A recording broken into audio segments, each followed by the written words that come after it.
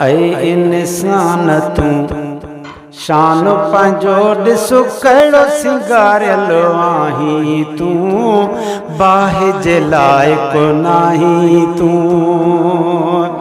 ऐ इंसान तू शान पंहिंजो ॾिस कहिड़ो सिंगारियल आहीं तू, बाहि जे लाइक़ु नाहीं तू। हर हिकु उज़वो लख लही थो पर ॼाण इहो जो ॼाणी, पेर अखियूं हथ पाक मिलई से चोरीअ में कम आणी।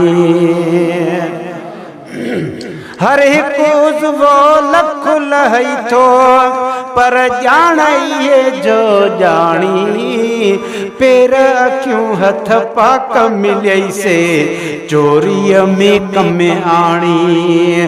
रब रुसे त बि खिलंदो वती है, रब रुसे त बि खिलंदो वती, जंहिंजो हिकु एहसान न लाहीं तू, बाहि जे लाइक़ु नाहीं तू। ऐ इंसान तू शान पंहिंजो ॾिस कहिड़ो सिंगारियल आहीं तू, बाहि जे लाइक़ु नाहीं तू। है चोरी घोरी मरकु न तुंहिंजो, तू थी उने कुन माज़ी, चाल चङी हल जान बजे में रब ऐं रसूल थे राज़ी। चाल चङी हल जान बजे में रब ऐं रसूल बि राज़ी। परवर पंहिंजी बाझ सां ॾेई तबे माल परावा काहीं तू, बाहि जे लाइक़ु नाहीं तू। ऐ इंसान तू शान पंहिंजो ॾिस कहिड़ो सिंगारियल आहीं तू, अदा बाहि जे लाइक़ु नाहीं तू। चओ सुभान अल्लाह।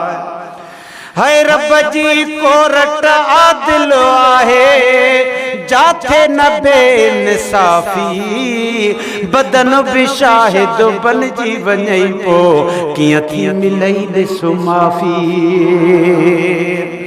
अदा रब जी कोरट आदिल आहे, जाथे न बेइंसाफ़ी, बदन बि शाहिद बणिजी वञई पो कीअं थी मिलई ॾिस माफ़ी। मौला ऐं मदनी काविड़ जन पो कंहिं देवी दे दाहीं तू, बाहि जे लाइक़ु नाहीं तू। ऐ इंसान तू शान पंहिंजो ॾिस कहिड़ो सिंगारियल आहीं तू, बाहि जे लाइक़ु नाहीं तू। मोहम्मद हसन चओ सुभान अल्लाह। है मता मोहम्मद डोरा पो ॾेई, है फौजई बाना, दफ़्तर तू भी आए लिखाए दर्द भरिया दास्ताना। रहबर हूंदे बि राह विञाए रस्ता पंहिंजा ठाहीं तू, बाहि जे लाइक़ु नाहीं तू। ऐ इंसान तू शान पंहिंजो ॾिस कहिड़ो सिंगारियल आहीं तू, बाहि जे लाइक़ु नाहीं तू। है डोह ॾिसी अल्लाह मिठो नाराज़ न कॾहिं थे तो, सख़्त गुनाहगारनि खे बि साजुर रोज़ी राज़िक़ु ॾे थो। गुलाम नबी सा चीज़ मिले जा, चीज़ जहीं दम चाहीं तू, अदा बाहि जे लाइक़ु नाहीं तू।